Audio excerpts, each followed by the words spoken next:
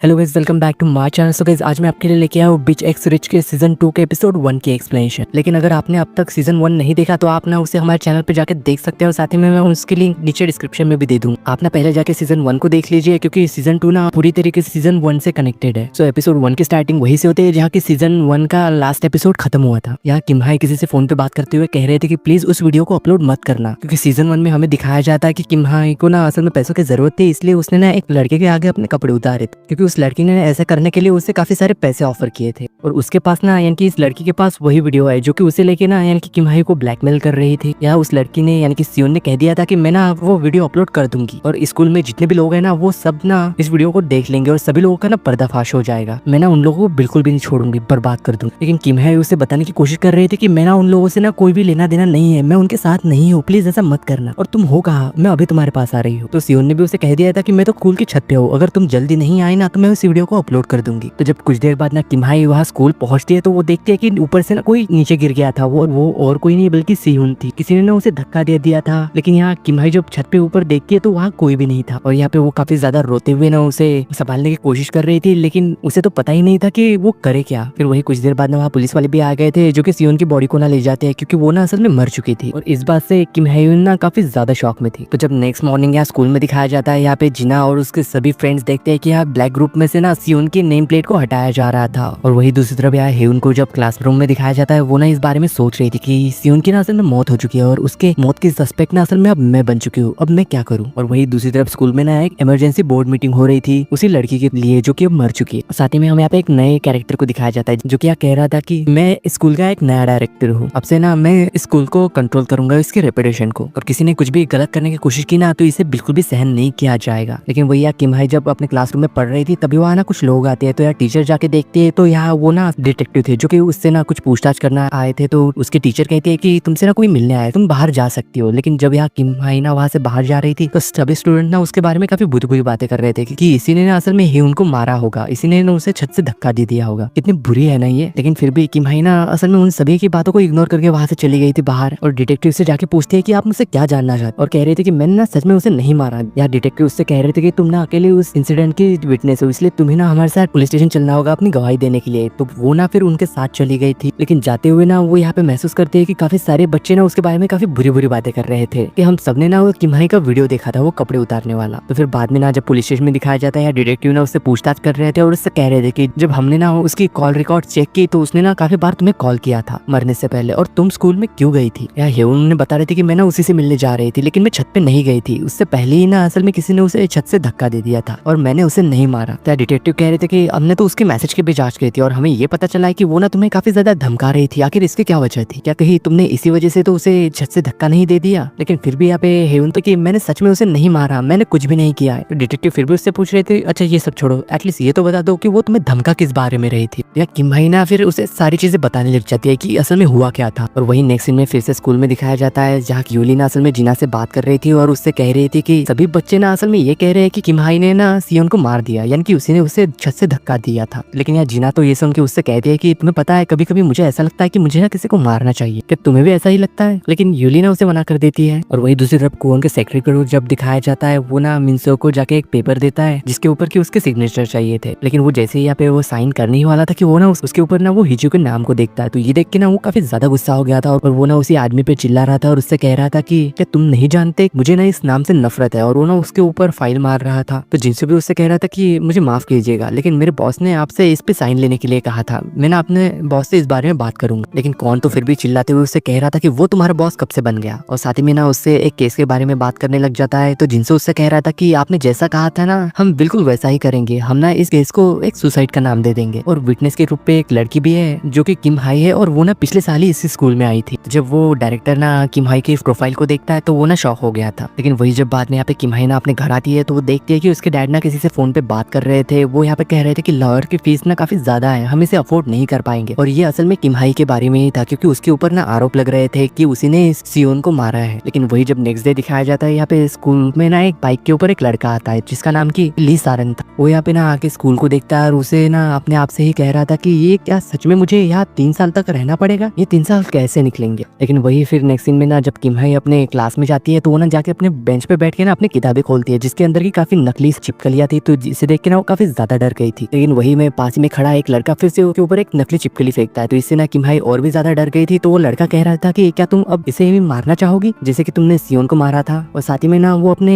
एक चाकू को निकाल के ना किमहाई की गर्दन पे एक कट लगा देता है, जिस वजह से कि उसके गर्दन से ना खून निकल रहा था। लेकिन वो ना फिर वहां से चली गई थी और बाथरूम में जाके वो अपने खून को साफ कर रही थी। फिर कुछ देर बाद ना जब वो वहां से बाहर आती है तो बोर्सिक और उसके कुछ दोस्त मिलकर ना उसे परेशान करने लग जाते हैं और उसे ना धक्का दे देते और फिर से ना उसके बारे में काफी बुरी बुरी बातें कर रहे थे। लेकिन इस बार ना किमहाई अपने पैरों पर खड़ी हो जाती है और उससे ना गुस्से में कह रही थी कि मैंने उसे नहीं मारा, मैंने कुछ भी नहीं किया और तुम मेरे साथ ऐसा क्यों कर रहे हो। या वो लड़का कह रहा था कि मुझे ना सियोन के लिए काफी ज्यादा बुरा लग रहा है कि उसके साथ ये क्या हो गया, तुमने उसे क्यों मारा, आखिर उसने तुम्हारा क्या बिगाड़ा था। लेकिन किमहाई उनसे कह रहे थे कि नाटक करना बंद करो, मैंने कुछ भी नहीं किया, तुमने तो उनकी कभी केयर भी नहीं की। जब सच्चाई बाहर आ जाएगी ना तो पता चल जाएगा कि किसने उसे मारा है। लेकिन फिर भी वो लड़का कह रहा था कि तुम इतनी ज्यादा कॉन्फिडेंट कैसे हो, तुम्हें इस बात का क्या घमंड है कि उसे ना तुमने नहीं मारा है, और तुम कर भी क्या सकती हो, तुम्हारे पास तो कुछ भी नहीं है, तुम तो गरीब हो और तो और तुम्हारे पास पेरेंट्स भी नहीं है। ये सुन के ना किमहाई तो उसे थप्पड़ मार देती है और वहां से भाग जाती है। और वो ना यहाँ पे उनके ऊपर फायर एक्सटिंग्विशर भी स्प्रे करती है ताकि उनसे बच के भाग सके। और वही ना सारंग उसे ऐसा करते हुए देख लेता है और वो भी ना काफी ज्यादा शौक था कि स्कूल में हो क्या रहा है। यहाँ किमहाई ना काफी देर तक उनसे भागते रहते हैं और वो ना उनसे पकड़ने की कोशिश कर रहे थे। लेकिन यहाँ ली सारंग ना बाहर बाइक लेके आ जाता है और उससे कह रहा था कि जल्दी से बाइक के ऊपर बैठे और चले हो यहाँ से, वरना वो तुम्हें पकड़ लेंगे। और बाद में ना वो दोनों एक कैफे के बाहर आके रुक जाते हैं। या किमहाई ना जब उसके ड्रेस को देखती है और उससे पूछ लेती है क्या तुम भी हमारे स्कूल में हो और तुम कौन हो। लेकिन सारंग तो यहाँ पे अपना हेलमेट निकाल के उसे गरीब कहता है और उसे ना अपना फेस दिखाते हुए कह रहा था कि मैं ना सुमन का छोटा भाई हूँ, क्या तुमने मुझे पहचाना। तो यहाँ किमहाई भी याद करती है कि सुमन असल में उसका दोस्त था जो कि हमेशा ही ना उसकी मदद किया करता था। लेकिन यहाँ किमहाई उससे कह रही थी कि जो भी हो, और उसे ना मारती है और कहती है कि आगे से ना मुझे गरीब मत कहना, और उसे ना अंदर लेके चली जाती है जो कि उसका दोस्त का ही कैफे था। फिर ना यहाँ उसकी दोस्त ना उसके लिए कॉफी लेके आती है और उस लड़के को देख के कहती है कि ये तो काफी क्यूट है, ये कौन है, ये तो बिल्कुल मेरे टाइप का है। लेकिन बाद में ना वो वहाँ से चली गई थी। तो किमहाई उससे कहती है कि मुझे नहीं पता था कि सोहंग का कोई छोटा भाई भी है, वो तो अब्रॉड में पढ़ाई करने के लिए चला गया और नहीं उसने इस बारे में कभी बताया था। लेकिन वो ना बता रहा था कि नहीं, उसे तो बाहर निकाल दिया गया है। और साथ ही में वो उससे सॉरी कहते हुए कह रही थी कि मुझे माफ कर देना कि मैंने पहले तुम्हें मारा था। लेकिन यहाँ सारंग तो नाटक कर रहा था और उससे कह रहा था कि मुझे ना काफी ज्यादा दर्द हो रहा है। लेकिन वो तो कह रहे थे कि मैंने तो तुम्हारे सिर पे मारा भी नहीं, तो तुम्हें सिर पे कैसे दर्द हो रहा है। लेकिन सारंग ना फिर उसके क्लोज आते हुए कह रहा था कि मैं ना हमेशा ही तुम्हारे साइड रहूंगा। लेकिन वो भी कह रहे थे कि तुम्हारे मेरे साइड से रहने का क्या मतलब, तुम मुझसे अभी अभी मिले हो। लेकिन वही दूसरी तरफ यहाँ पे यूलिना जिना से बात करते हुए कह रही थी कि मैं ना तुम्हें एक बहुत ही बढ़िया गिफ्ट देना चाहती हूँ। लेकिन उसी वक्त ना जिना के पास उसके डैड का कॉल आ गया था जो कि उससे मिलना चाहते थे, इसलिए वो ना उसके डैड से मिलने चली गई थी। लेकिन वही जब उसके डैड को दिखाया जाता है जिनका नाम की जुआन था, वो अपनी कंपनी में था और अपने सेक्रेटरी से बात करते हुए कह रहा था कि ये सब कैसे हो गया। और वही ना जिना जब उसके डैड से मिलने जा रही थी तो उसके पास ना उसकी मॉम का मैसेज आता है, यानी कि वो ना उसकी मॉम को मैसेज करते हुए पूछ रहे थे कि आप कहाँ है, क्या आप ठीक तो है ना। और फिर ना वो उसके डैड के पास चली गई थी उससे मिलने के लिए और उनसे पूछ रहे थे कि आपको क्या काम था, आप मुझसे क्यों मिलना चाहते हैं। उसके डैड बता रहे थे कि तुम्हें ये बात पता चल ही गई होगी कि मैं ना तुम्हारे मॉम को डिवोर्स देना चाहता हूँ। लेकिन यहाँ वो कह रहे थे कि नहीं, आप ऐसा नहीं कर सकते, क्या मैं आपकी बेटी नहीं हूँ और क्या हमारी तरफ आपका कोई भी फर्ज नहीं है। आपको पता है मॉम ना डिप्रेशन में। लेकिन फिर भी आप उसके डैड तो चिल्लाते हुए कह रहा था कि क्या तुम्हें लगता है कि इसके जिम्मेदार मैं हूँ, इसमें ना मेरा कोई भी